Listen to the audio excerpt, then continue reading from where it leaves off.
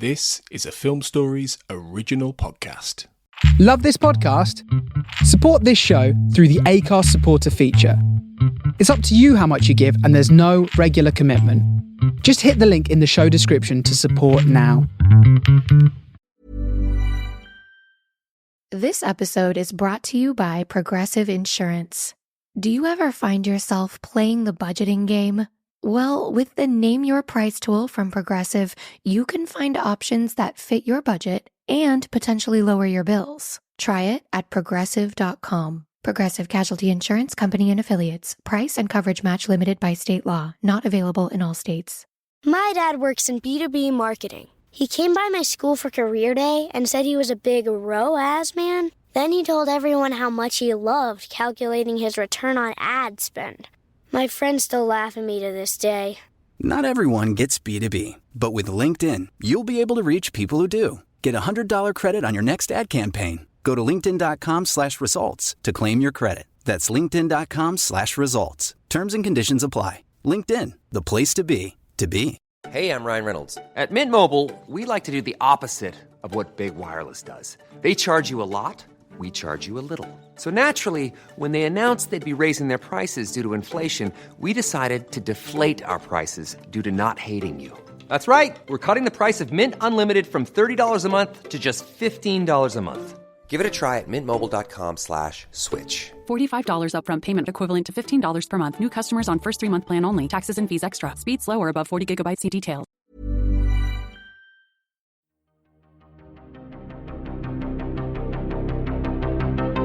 This is Writers on Film, the only podcast dedicated to books on cinema.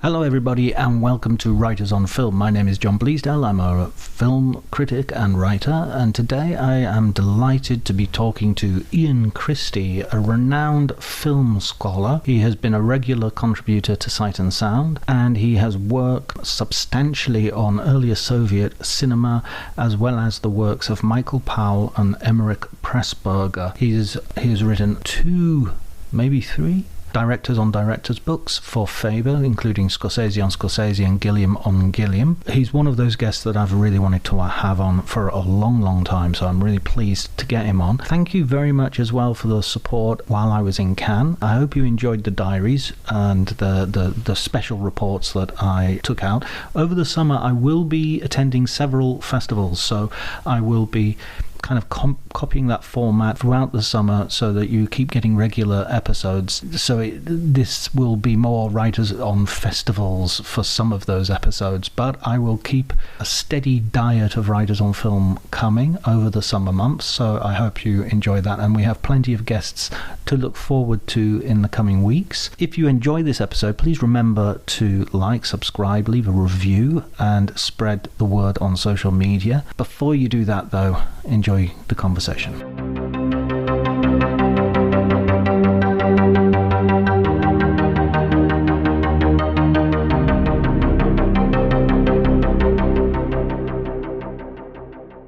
Where would you like to begin? One of the things that fascinates me, as has inspired this podcast, is how people get to become writers about cinema, where their interests in cinema starts, and how that transforms into writing initially articles and then books about cinema. Gosh, that involves maybe going back rather a long way. I guess I started writing about film because I was fascinated by film as a teenager, and I found myself the editor of a magazine at university.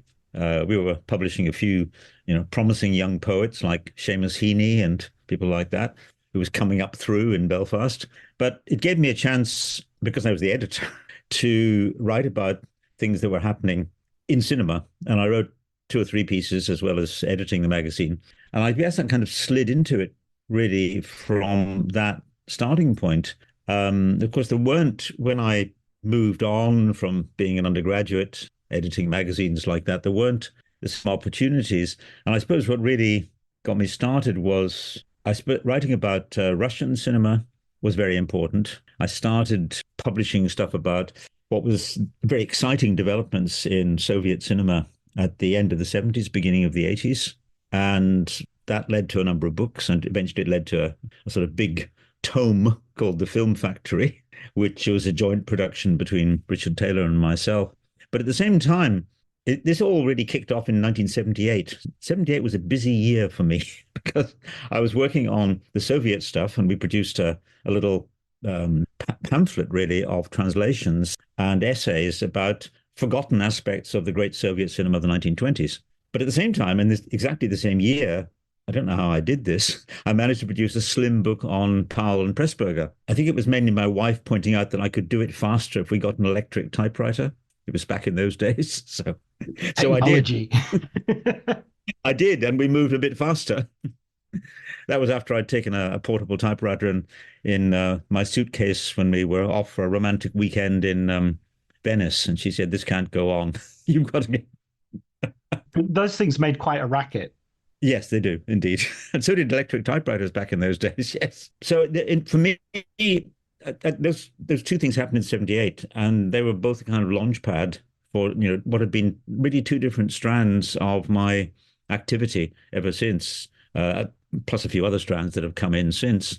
But the Powell Pressburger book, which was called Powell, Pressburger and Others, it's a little sort of 120, 150 page booklet, was done really because there was nothing about Powell and Pressburger in those days, absolutely nothing. And I researched it from scratch, going through the trade magazines, pulling together credits. I even went through the newspapers from 1960 with all the critics who had slagged off Peeping Tom. They really, had it in for Peeping Tom, and they outdid themselves in pouring scorn on it. The only satisfactory way to deal with this film would be to flush it down the loo. That was Derek Hill in Tribune. Wow. So I was the first person to pull together these wonderful quotes about just how much they hated it. And of course, when I see people referring back to this now, I realize they're using my piece, my anthology of quotes. That's okay. I was the first to do it. But I then discovered a bit later, a few years later, when I was in contact with Martin Scorsese, who was, emerging as an advocate for many kinds of cinema, not his own just. Martin told me that he'd got, I think, 4 or 5 copies of my little book, which he kept in the different places he was living at that time, just in case something came up on television. You had to have a way of looking it up. So he had this handy reference book, which was exactly what it was intended to be, in case something turned up on late night television. And that really was the only way that you could see obscure British films, by the likes of Powell and Pressburger. It's funny how that has changed. The reputation has changed so fittingly, so appropriately, but also so massively. A film like Peeping Tom, which was derided upon its release, is now considered a knockdown classic. It is very strange, and I've watched it happen, of course, and I've been to some extent involved in helping it to happen. And so, yeah, I feel quite close to that process. And I've been thinking about it recently. In fact, I'm thinking that there's definitely a new book to be written, although I've written a lot about Powell and Pressburger. But there's a new book which probably should be done to just reflect on the change in taste, because the films were hard to see, of course, back in the 70s. They were incredibly hard to see. And it was two things. I think it was video, which arrived, of course, in the course of the 80s, and television. I first saw the Powell Pressburger films on television, but you couldn't record them. You had to be in front of the television, when they were on. But I know that I saw some of the key films, probably A Matter of Life and Death, for sure, on television. Then video came along. I was involved in video publishing for the BFI at the end of the 80s. So we were able to put out these films on VHS. And that, again, helped enormously to spread the word. And it meant that people could discover the films for themselves. And I think that's absolutely crucial. I mean, video was a huge engine of discovery. And it really helped people come to terms with things and formulate their own ideas, which had not really been possible to the same extent before. And then I think something mysterious happened, and I've never quite manage to put my finger on this, but sometime near the end of the 80s, there's a kind of turnabout in taste, a real change of aesthetic perception. Things that people had thought were a bit naff, maybe 20 years earlier, suddenly looked wonderful, strange, magical.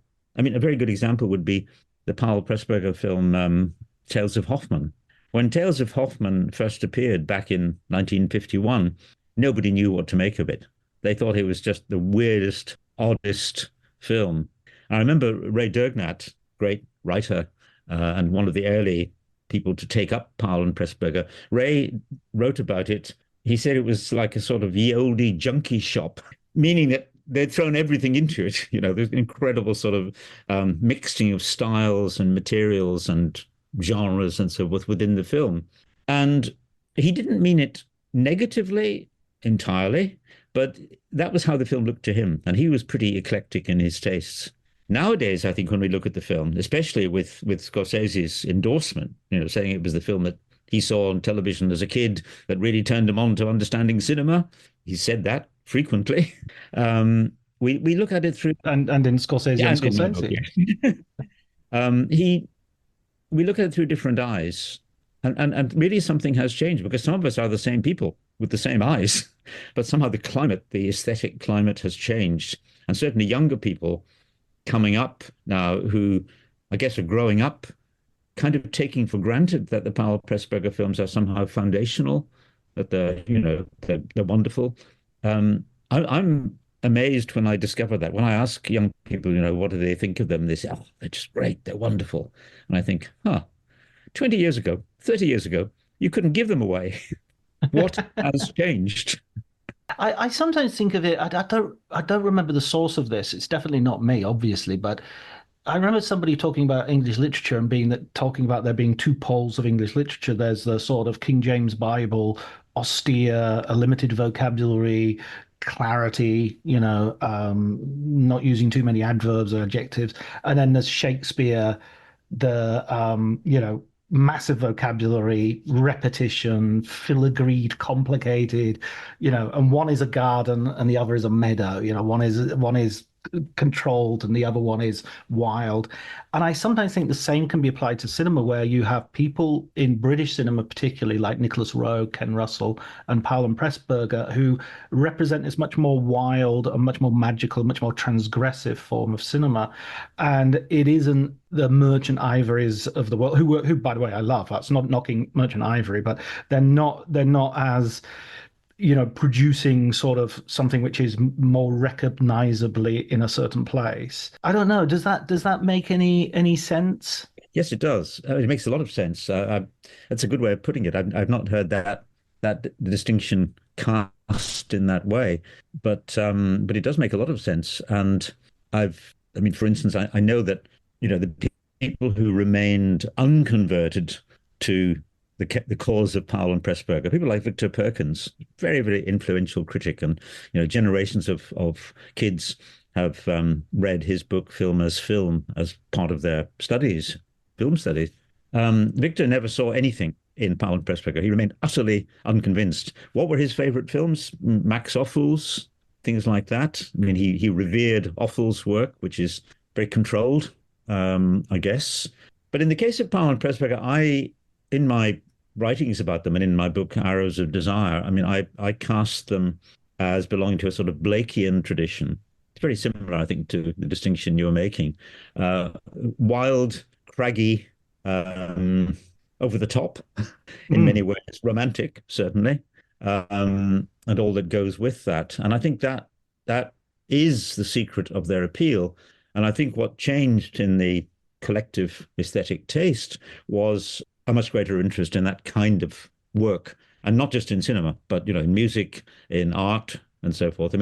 I guess we only realized that Powell, for instance, could be seen as one of the neo-romantic artists that emerged in the 1940s, along with Dylan Thomas, many of the painters that he loved, Cecil Collins, John Craxton. There was a John Craxton exhibition recently, and I checked with Thelma Schoonmaker, and she said, yes, Michael was a devout admirer of John Craxton. In fact, he owned a number of his pictures. So we begin to see that they were in part of an aesthetic movement, but it was a movement that didn't really get a name and didn't really get credit until many decades later.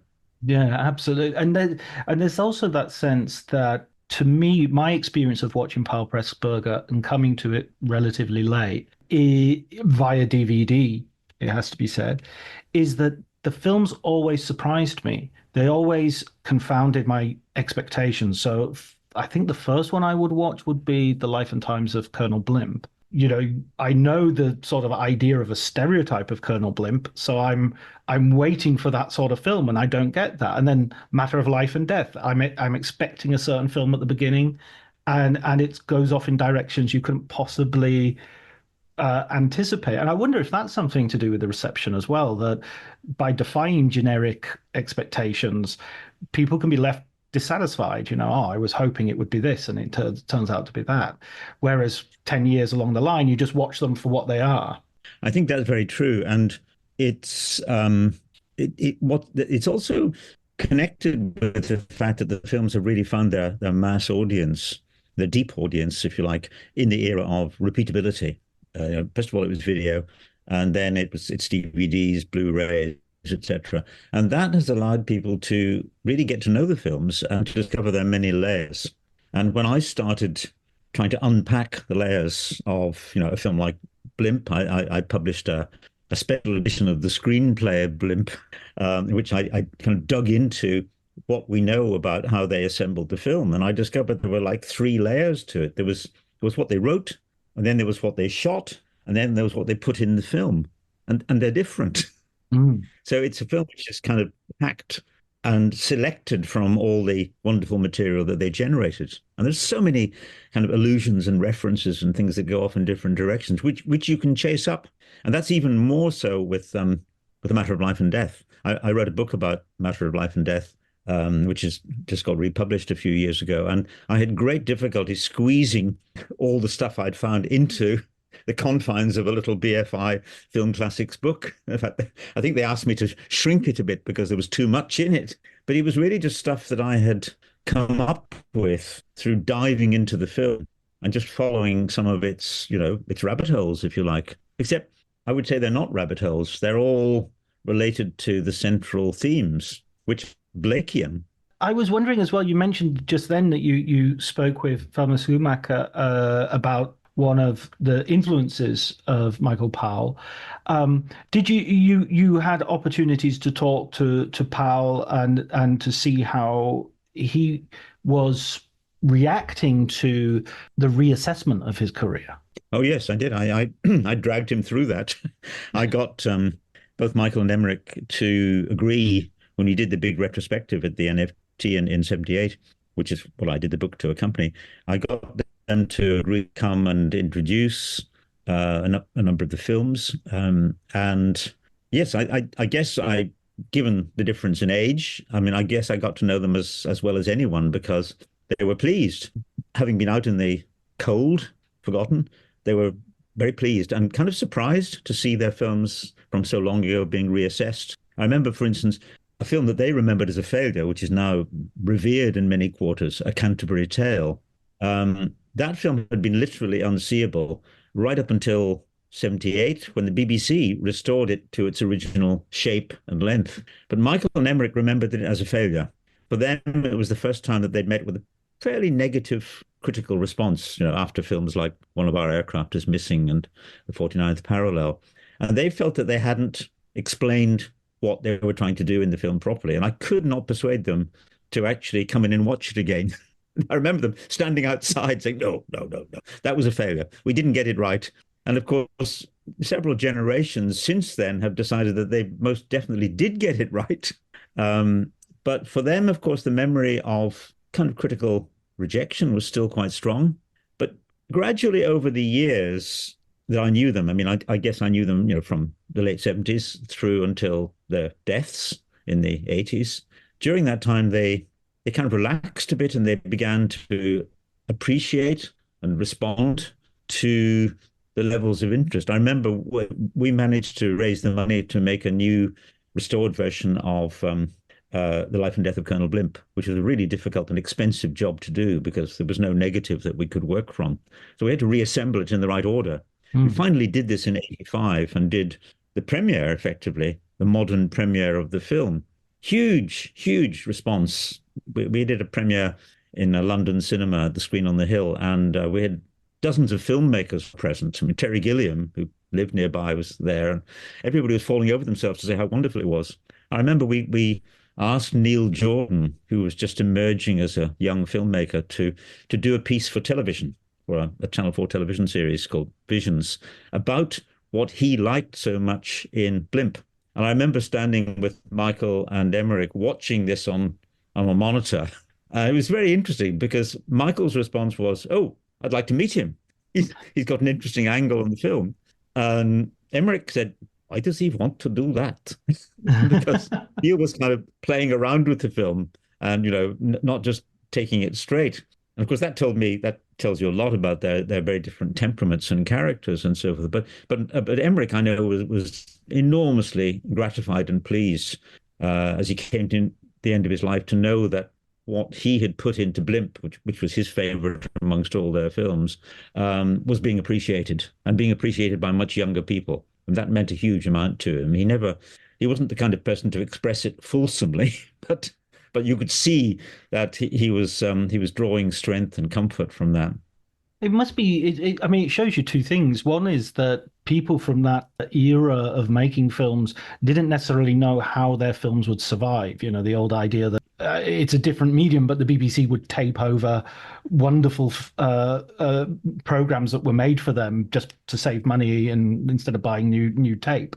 And the other thing is that these artists that we revere as sort of very confident visionaries actually form their opinions of their own work via the feedback they get from the public. And if the public give them a negative feedback and critics give them a negative feedback, they're not quite as, they're not the Caspar Frederick David, wanderer above the clouds that we would like to have in our heads. They're more, but they're more like us.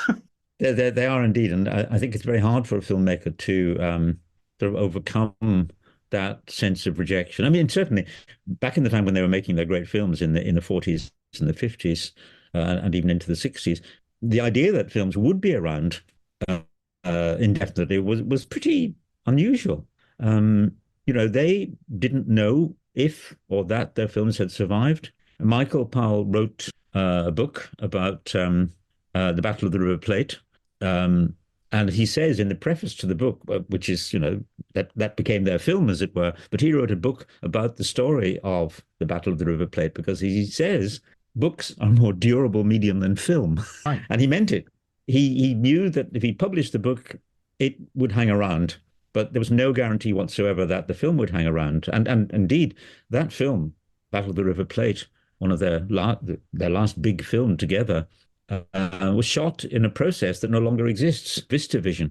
So we can only imagine what it would have looked like, what it did look like in VistaVision. Staggering, absolutely fantastic. And whenever I see it on a smaller screen today, I keep reminding myself that the reason the shots are composed the way they are is because Michael was taking full advantage of that gigantic acreage of screen. You can see that he's thinking, just as he was in O Rosalinda, he was thinking about how to use CinemaScope, their first ever CinemaScope film. He was thinking how to use CinemaScope because he was very interested in the changing technology of cinema. I want to ask Werner Herzog about his books and his cinema. I was basically declaring myself a fan of both, and he told me that his books would survive a lot longer than his films. Like hundreds of years from now, they would still be reading my books. Sorry, I didn't mean to do the voice, but it's automatic. It's true, and it is literally true, of course, because although we like to think that films that have been saved and restored and republished in many formats are more secure, they're not. And, hearing just recently that a film that I remember well being premiered by a friend of mine, Murray Grigger, his film about Billy Connolly, Big Banana Feet, was lost, completely lost, until some keen-eyed archivist saw a 16mm copy available, being offered on eBay, bought it, and that became the basis of the restoration. talk about fragile.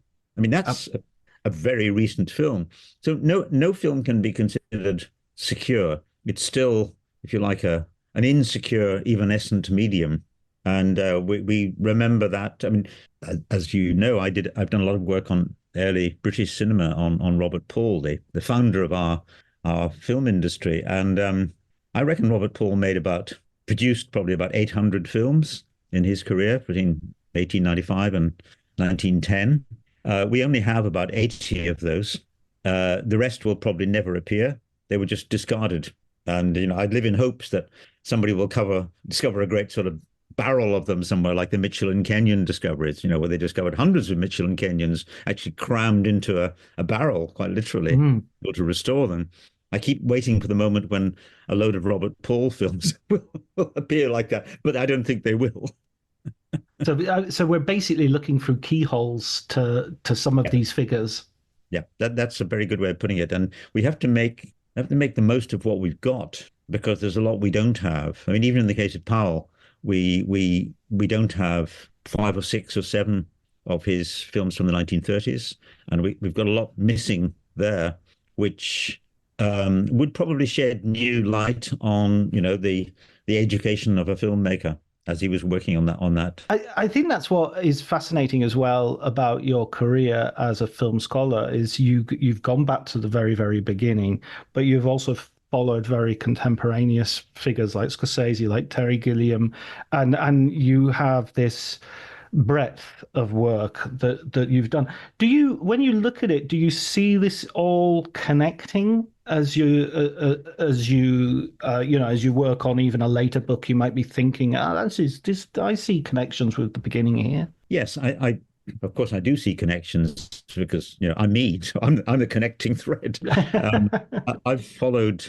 I kind of followed my nose, and I think if there is any single thread that runs through, it's really trying to look at things that are kind of ignored and disrespected, unrespected, not even known about, and that seems to be what attracts me. When I started trying to assemble material on Powell and Pressburger, nobody wanted them, and I couldn't believe this, and to some extent that was never the case with Scorsese, but there is a connection there, because when he was over in Britain promoting actually a film that he had been making while I got to know him in Chicago, that's The Color of Money. We were listening to him do an interview at the National Film Theatre. I was sitting next to Michael Powell, and Michael said, "That would make a wonderful book." And really, he heard immediately that Marty had this wonderful ability to explain what he was doing, talk about it very candidly, much more openly than many filmmakers would, and very, very engagingly. And so we literally started assembling the book that became Scorsese on Scorsese that evening. David Thompson's interview was recorded. I did 3 more interviews in the following week or 2 as we took Scorsese around the country. And that became the basis of the first edition of the book. And then I went and met with him, saw him subsequently, and we did 2 more editions of it, updating it as he became a kind of more prestigious filmmaker. But the great thing about Scorsese is he never lost his interest in his willingness to talk about films that didn't happen. I mean, that's very unusual amongst filmmakers. They will very often not tell you about the things that didn't come to pass.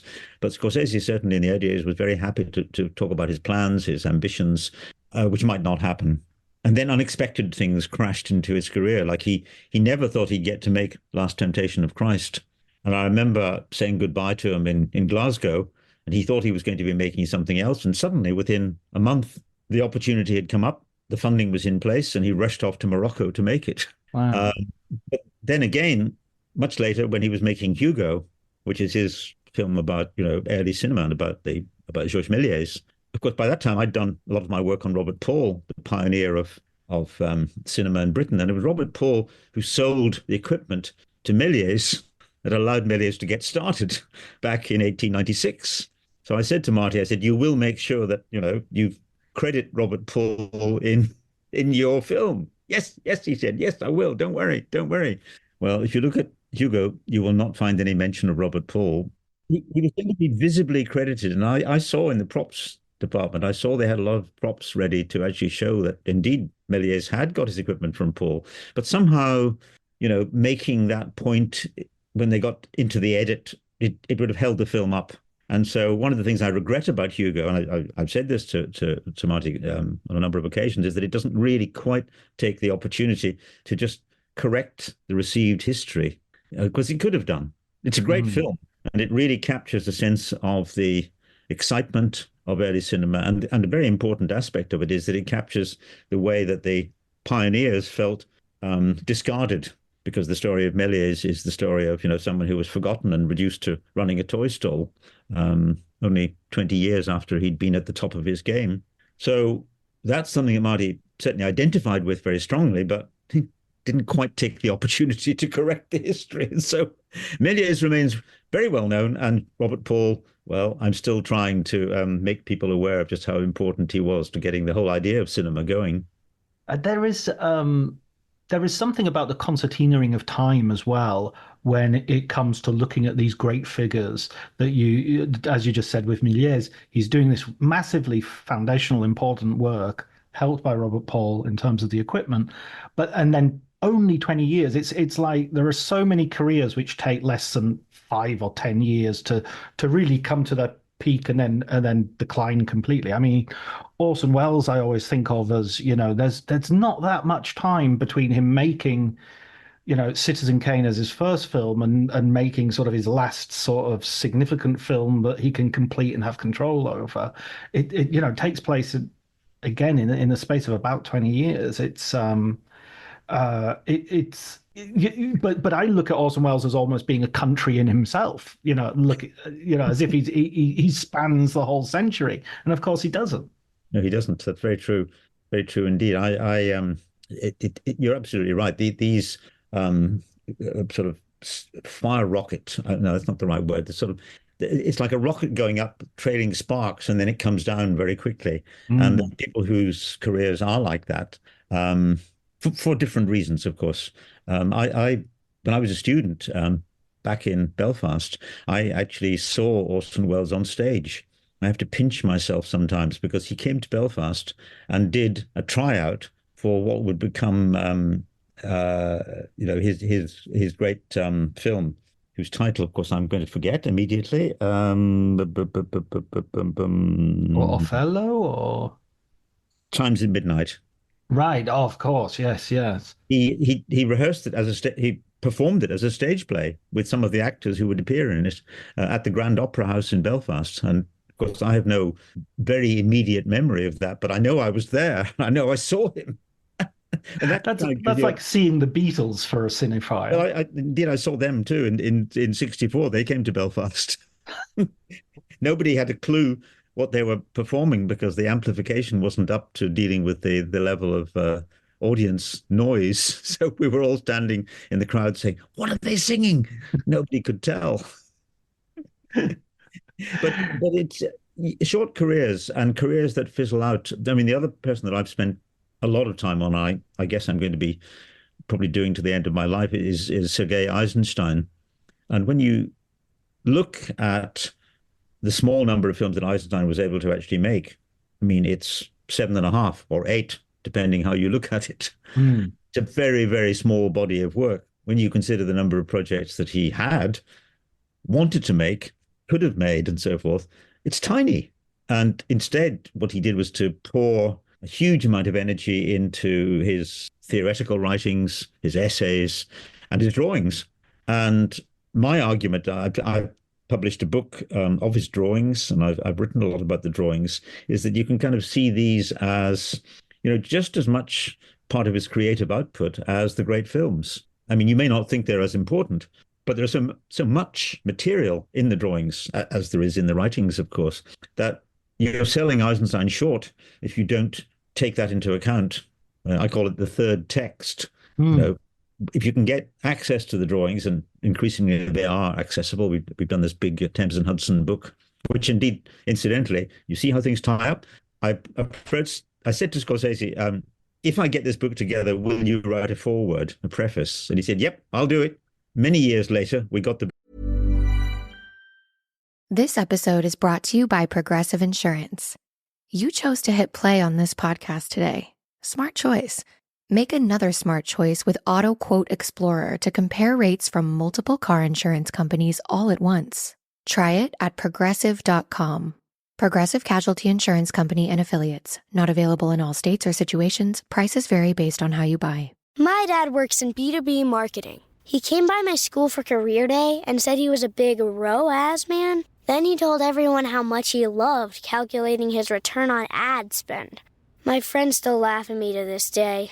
Not everyone gets B2B, but with LinkedIn, you'll be able to reach people who do. Get a $100 credit on your next ad campaign. Go to linkedin.com/results to claim your credit. That's linkedin.com/results. Terms and conditions apply. LinkedIn, the place to be, to be. Together, and he was in the middle of editing Silence, very, preoccupied by that, but he responded to the call, and he did deliver a really good forward to the others because he knew that was important as well. So I'm very lucky that a lot of my interests do connect up, and they mean something to the people that I'm, in contact with. And it's so fascinating as well that Eisenstein has this sort of foundational role in creating the grammar of film language. He contributes to the concept of the montage most famously, but in all aspects. I mean, I think you can focus a little bit too much sometimes on montage at the expense of some of his compositions are amazing, and the whole experience of watching the films. Sure. No, that's absolutely true. Many people have got a very kind of simplistic notion of montage, but Eisenstein kept on refining his ideas about montage all the way through his career. He was still, developing what montage meant in the 1930s, long after silent cinema was over, and right through into the 1940s. And he was looking ahead. One of his last great essay, which I love rubbing people's nose in, was about the future of stereoscopic cinema. He was absolutely convinced in 1948, beginning of 1948, that 3D was the future. He'd only seen one 3D film, the first one that was made in the Soviet Union, but he just knew that that was what cinema had to embrace. And he was also very scornful about what he's described as bourgeois critics in the West who are, decrying it. Well, they're still doing it. Sorry, go ahead. But Eisenstein knew it was important, and he knew that thinking through 3D and the implications of 3D would actually be the making of cinema. And I think that, that's a profound, utterly forward-looking line to pursue. And I've published an essay recently about immersive experiences, which has got a very long history, going all the way back into the 18th century and earlier. People have been trying to come up with immersive media. Now we have digital immersive media, and they're still looking for, if you like, cultural respectability. They don't get it, seen as a gimmick. And as I say in my essay, Eisenstein, would have understood perfectly what the makers of digital immersive experiences are trying to do. I mean, he might not have thought they were doing it right yet, but he would have understood that urge, that impulse to harness immersive technologies and do something with them, just as he did at the end of Ivan the Terrible. He's finishing the film, and with great difficulty at the end of the war, the Soviet army has captured Agfa film stock as a trophy. They brought it back to the Soviet Union. Eisenstein sees his opportunity, grabs it, and puts a color sequence into the end of Ivan the Terrible.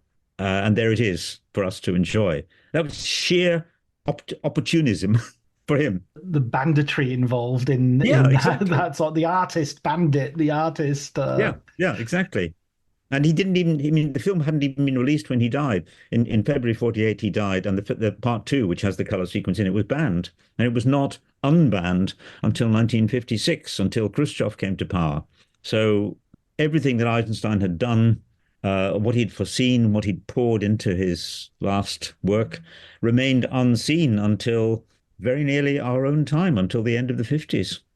I was thinking about what you were just saying then about immersive technologies in terms of film, and I think one of the problems that they might have is how it hasn't really got a uniform delivery system yet. You know, I go to the island at the Venice Film Festival where they have the VR, and each booth seems to be offering a different kind of experience and a different kind of, you sit down or do you stand up? Are you dancing and participating, or is it a kind of game, or you know, so or is it a documentary that you're just inside of?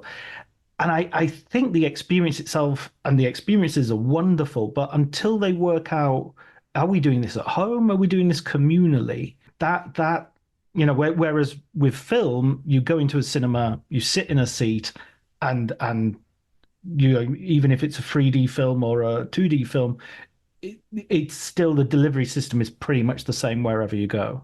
No, no, No, I don't. I don't agree. Okay. Agree on two levels. One is that why should immersive forms of immersive delivery or display, why should they all fall into one pattern? Who says? Film doesn't. There are many, many, many different kinds of film. So why should immersive formats all fall one track? But the other argument, I mean, you say we know what film is, remained the same. We sink into our seat in the cinema. Oh no, we don't. I mean, a big study that I worked on for the BFI and the Film Council back in 2011, we showed that only 6% of film viewings happen in a cinema then. That was in 2011. 2%, by the way, happened in aeroplanes. We also discovered that. Wow. People watch film in all sorts of ways, and the ways in which they watch them, you know, have just proliferated. So the vast majority of viewings are happening in the same way that I'm talking to you now on a laptop. That's the majority method, or on a tablet, in a plane, or on a train. That's how people watch films. This fantasy that we watch films sitting in plush cinema seats, far from it. I would say less than 5% of viewings happen in cinema seats. So film has proved, I mean, you're right about one thing, film has proved very resilient in terms of adapting itself to these different modes of delivery. And perhaps the biggest one of all, by the way, is the fact that we can now pause a film. Just think about that. That was the real meaning of the video revolution. I want to pause a film, stop it, go away and do something, and come back to it. That probably was the biggest single change in the film experience in the whole history of cinema. The fact that you could stop it and come back to it. And that's just continued more and more and more and more. So I think that what we're doing now when we watch a film is very different from anything cinema shaped.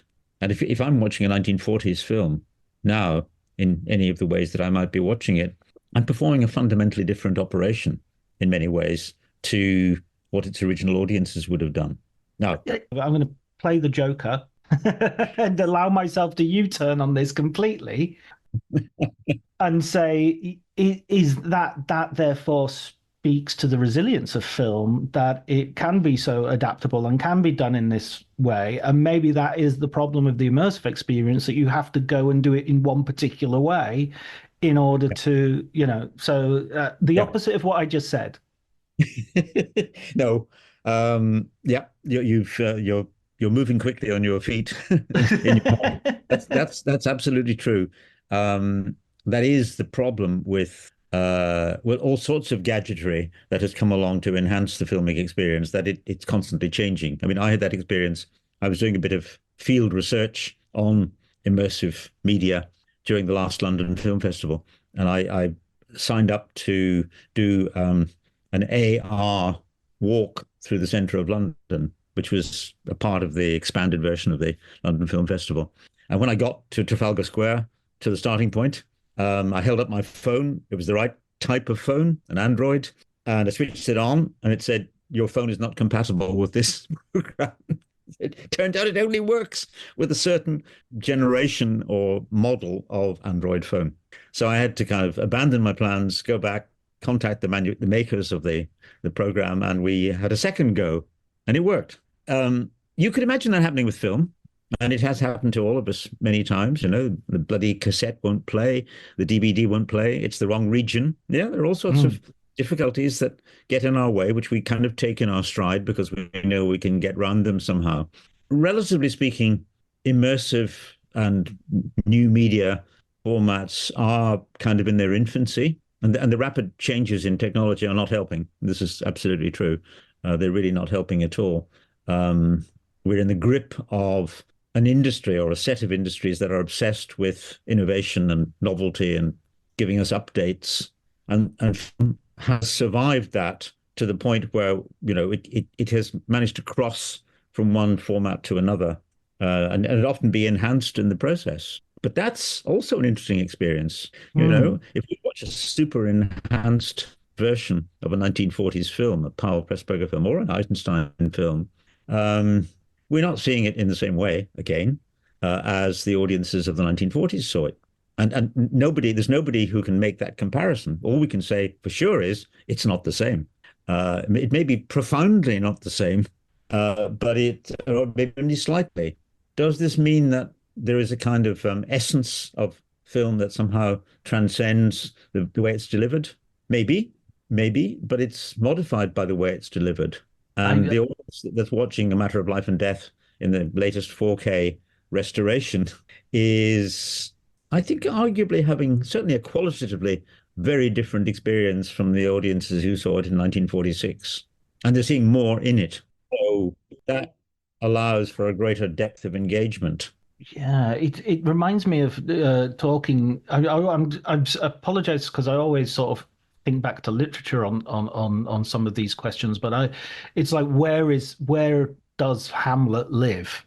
I mean, obviously Nelson but does he live in the written text? Does he live in any given performance? Does he live in the original? Does the original performance, which is irretrievable, have any a certain authenticity for being potentially having Shakespeare act in it? Or does it live in the films, or does it live as a sort of emergent property above and beyond all of that? It's sort of Hamlet becomes a language that these are all different iterations of. And so the same is going to be true maybe of film. Yeah. No, it is. I think it is already the same is true, that it's the sum total of the different modes of performance or experience. And Frank Kermode, who was a great literary critic, who I got to know in the last years of his life, turned out he was really interested in film, but he'd never written about film. And I managed to tempt him to come onto a radio program that I was doing and talk about his interest in film. But Frank Kermode wrote he gave a series of lectures on the idea of the classic, which I think is absolutely foundational. I encourage people to read it. And in those lectures, he says, what do we mean by classic? We mean a text which is capable of being fundamentally reinterpreted from completely different standpoints through a period of time.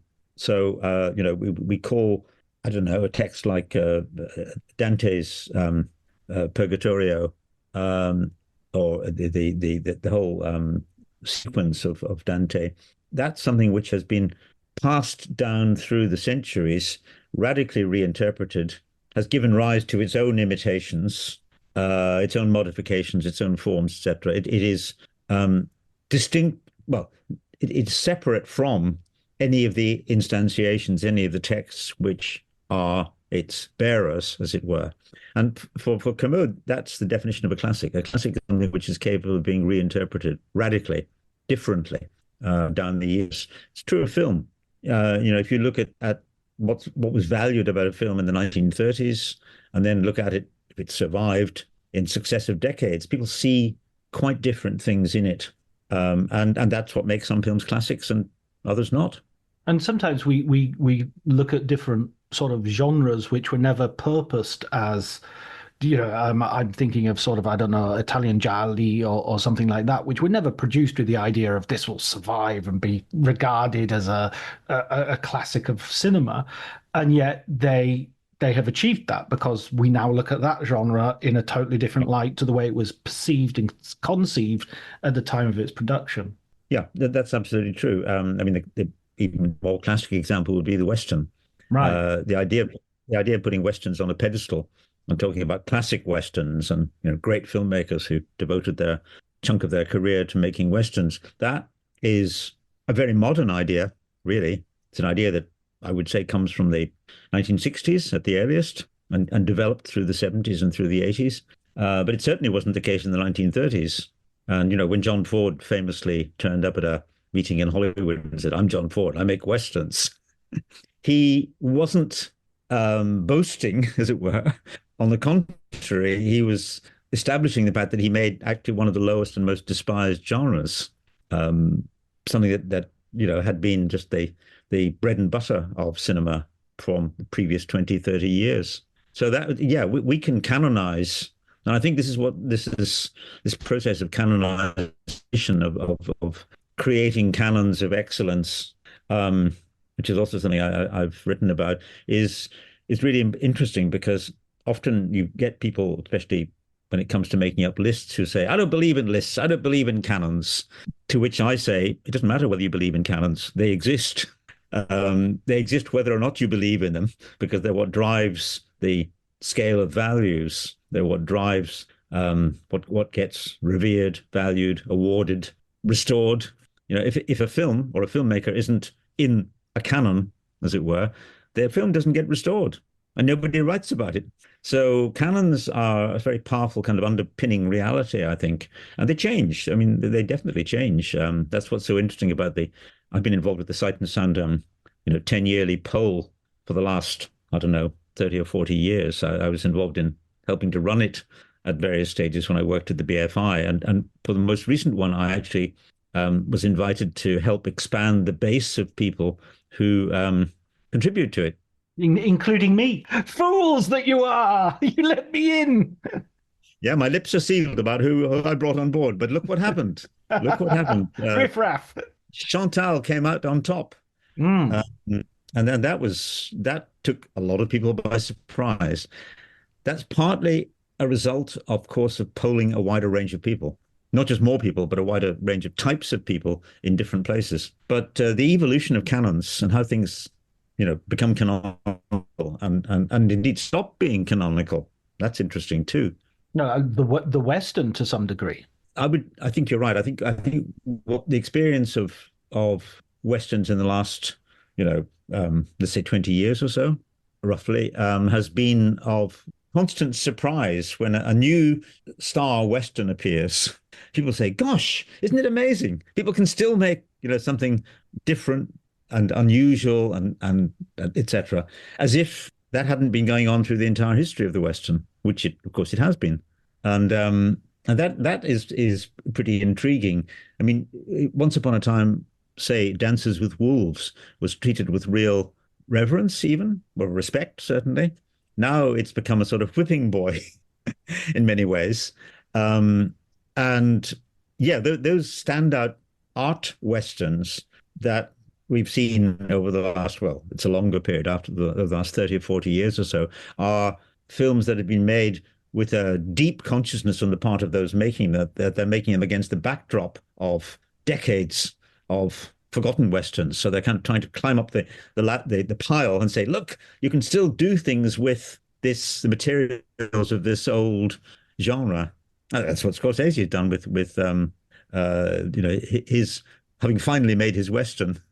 Yeah, with Killers of the Flower Moon. Killers, exactly. Yeah, he didn't like it being described as his Western, but of course it is, and it conforms in many ways to the requirement for a modern Western, which is to make it new and to colonize some area of the historical Western material which hasn't been really dealt with before.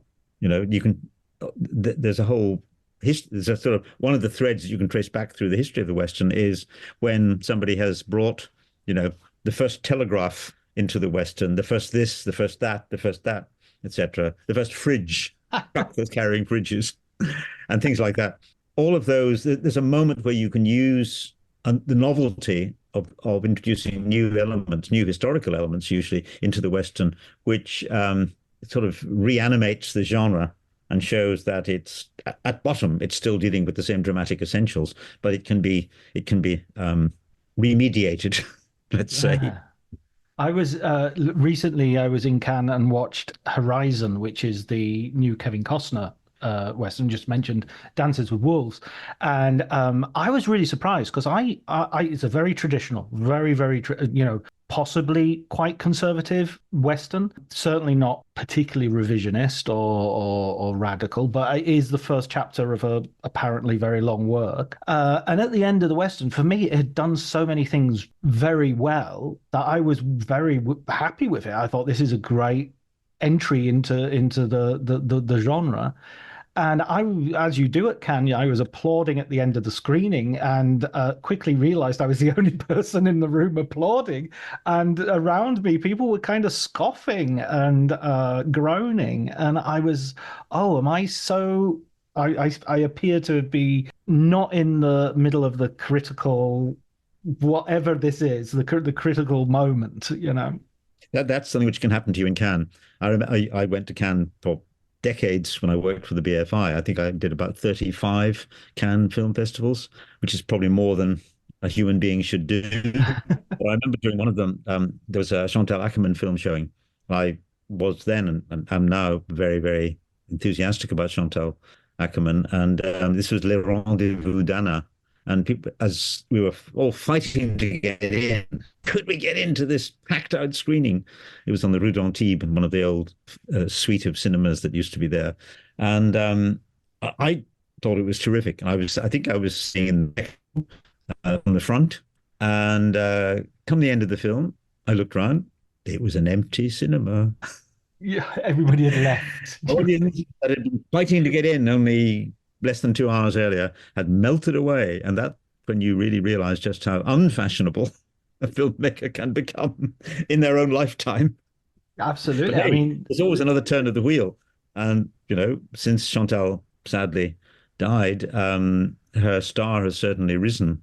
And in fact, there's a chapter in a new book I've just edited called Spaces, where we have a wonderful piece by a French scholar who really knows Ackerman's work inside out. And the great thing about this chapter, Sarah Lepesci, is that she actually takes on board all of Ackerman's installations and video work, as well as the films. So it's a very, very kind of wide-ranging piece which sees Ackerman's work as a whole in all its different forms, because it's not just the films, it's also all the other work that she did around the films, deconstructing, in fact, installations in some cases. Yes, and I think her, there's that form of cinema which sometimes you watch, and I'm particularly thinking of slow cinema, which sometimes you think of, oh, is this the appropriate sort of venue for it? Would I sit and watch this more in an art gallery than I am? And then you go to an art gallery and you find the same film, and the same filmmaker is actually doing installations and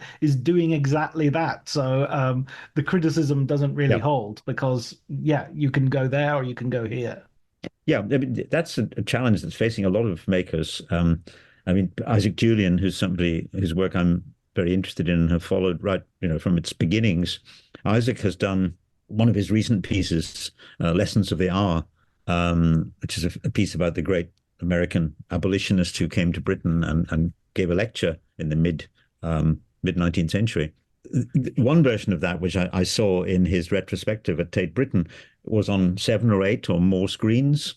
So it's a completely different experience as you scan across the screens, tracking the movement of the same image in some cases, or things you can't see, because of peripheral vision. He's now done a single screen version of it, which was in the recent, maybe it's the current show at the Royal Academy. No, it's the recent one of Entangled Pasts. So he's turned that multi-screen work into a single screen. It's still the same footage, but reconfigured in a different way. And I think that's an option which almost all filmmakers have now. They can remake the same work as a different experience if they choose to. Scorsese is an example of somebody who doesn't choose to. Scorsese is adamant, I think, still about that he doesn't want there to be different versions of any of his films. He's not interested in director's cuts or anything like that. He wants the film that he signs off on is the film. That's it. But I think that's maybe an unfashionable, or at least maybe it's a minority attitude. I think there are many filmmakers clearly who have enjoyed the experience of revisiting their work and remaking it in a different format. And I think we'll probably see more of that in the future. I mean, Ackerman in that sense was a pioneer.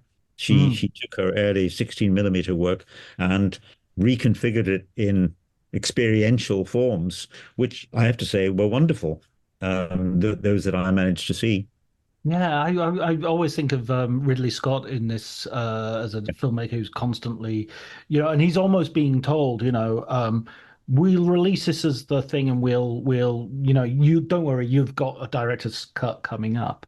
But I always think that that often means that the theatrical cut is a little bit too short and the director's cut is a little bit too long. So it's just like, if he was told he has one and that's that, then it might, he might make the right compromises and have it, if such a thing is possible. Ridley is the kind of person who would put up with being told that. I think he's a man used to getting his own way, but also very flexible in other ways, very pragmatic. I remember some people who worked on what is probably one of his biggest hits, Gladiator, when the film came out, and they said to me, well, what did you think of it? I told them what I thought. They said, that's interesting. That was not the film you saw in the cinema, not the film that we signed off on. It went through a radical revision after the first test screenings. And I don't know whether that's fully documented or not, but they were very, very clear that the film had been more than tweaked to produce the version that we know. And I think, that was obviously done fully with the knowledge of Scott. I don't think it's much talked about, but there it is. What was the major change that they had made? Well, what they told me was that basically the whole treatment of the Joachim Phoenix character of the emperor, there was a major readjustment of attitudes towards him, and it was much less clear cut where your sympathies were going to lie in the original cut of the film. Okay. So that I mean, I don't have any more detail, but that was people who'd worked on it who felt quite strongly that it had been tweaked. Perhaps you could say to make it the success that it became. It's so interesting when you go into the making of films, and when you, as a film scholar, you have obviously. I mean, this is another way maybe of asking that question, and then I know we're short on time, so I'll wrap up soon after. But when you know the sausage factory inside out, and yet you still, from your enthusiasm, you still have that appreciation of film. Do you? I mean, I personally feel that it kind of enhances my enjoyment of the knowing everything around it. How do you feel about that? Do you still eat those? Do you still eat the sausage? I guess I'm asking. I still eat the sausage. Yeah, I think the pressure on a filmmaker to finalize the film is an important one. I mean, it's just the same as sending the manuscript off when you're trying to publish a book. For better or for worse, you've done that. You may have options to do a different version. And it's funny you mentioned that. Just in my own case, that I mentioned that I've been writing about immersive media recently. And in fact, one piece that I've done, this essay, now exists in 3 different forms. One of them's online, one of them's printed in a book, and another one is floating around somewhere else. And I like that opportunity to play it differently for different contexts. I very much like that. But yeah, when we've entered a stage where the filmmaker can produce a variant version of the work, can rethink it, we've moved into a different era, haven't we? Because film was not like that. Film was, for better or worse, the film that went out, and that was it. And so classic cinema, which I believe is in the past. We are now living in a post-cinema world. We still have film production, lots of it, like is on display in all the festivals, but it's not cinema clearly as it was during the period when essentially it was being made for theatrical exhibition and to some extent for TV transmission. That has all changed. And so while we have many of the same forms and formats, they're not working in the same way. And what is happening at the moment is that the form of the multi-part streamed series, which is obviously the major dramatic form of today, it's what most people watch most of the time, is not being given the same kind of kudos as the single feature film. That's interesting. Why not? But it isn't, or not yet. Maybe it never will be. But so we have curiously come full circle round to the fact that when Dickens had a new novel in mind, he first of all writes it in installments, he publishes it in installments, and then he puts it together in a book. We've come full circle. That's possible. I love the way as well Dickens was often writing the beginning installment of his next novel as he was writing the last two installments of. So it's, if you read his books, they're always brilliant at the beginning because he's excited, and they often have quite weak endings because he's obviously running out of steam and he's already actually, I'll write Martin Chuzzlewit in the morning and then I'll write the next one in the afternoon. Absolutely. And there's a new Brian Eno documentary as well where they're actually shuffling the scenes for every single screening. And so how can we talk about that meaningfully as it's like as critics, we're going to have to move with the times. Absolutely. Moving with the times is what it's all about. Remediation. It's the name of the game. Excellent, Ian. Just a very quick last question, which is, have you got a recommended film book you could give our listeners so they can explore further? Other than my own? All of your own come highly recommended by this podcast. I don't think there's anybody listening to this podcast who is not at the moment ordering a bunch of your books. Oh, I'm pretty sure there are. Well, I mean, what do I think are the really interesting and useful books? I mean, I go back to André Bazin. But I go back to Bazin with some irritation because the version of Bazin that we've got in English, this rather paltry edition put out by the University of California Press, terrible. The translations are bad and the selection is pretty erratic. And if you do go back to the big Bazin collection, which exists in French, you find he wrote about so much more. I mean, Bazin was the 3D enthusiast. You would never guess that from stuff that you read in the English edition. He was enthusiastic about novelty and innovation of all kinds. So that I think is really interesting. I think that Bazin is still tremendously useful. I think the best modern writer who sadly left us quite recently, a matter of months ago, is David Bordwell. And I think that David's work, I always feel that if you're going to put a book in the hands of somebody who is unconvinced about the significance of cinema, it would generally be a book by David, because I think that David kind of played it straight and really tried to take cinema seriously without getting, pompous about it. And it was great knowing him and seeing his work emerge, and knowing. I did a book recently about the Russian movement that was happening at the same time as Eisenstein, the factory of the eccentric actor, FX.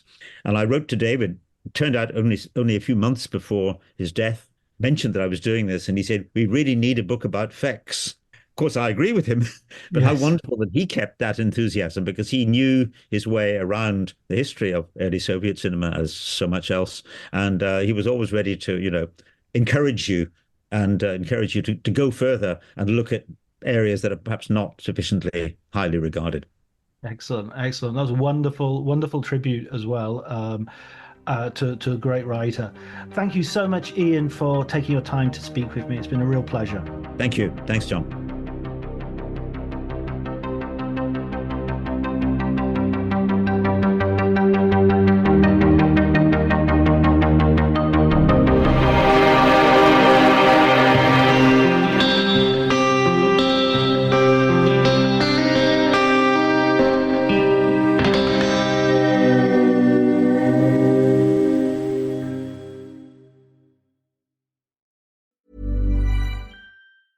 Selling a little or a lot? Shopify helps you do your thing however you cha-ching. Shopify is the global commerce platform that helps you sell at every stage of your business. From the launch your online shop stage to the first real-life store stage, all the way to the did we just hit a million orders stage. Shopify is there to help you grow. Shopify helps you turn browsers into buyers with the internet's best converting checkout. 36% better on average compared to other leading commerce platforms. Because businesses that grow, grow with Shopify. Get a $1 per month trial period at shopify.com/work. Shopify.com/work.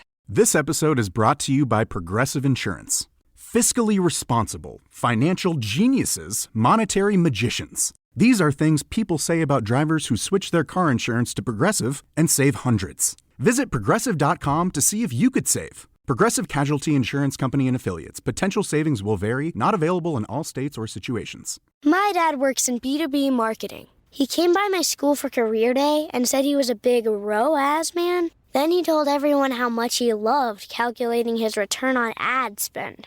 My friends still laugh at me to this day.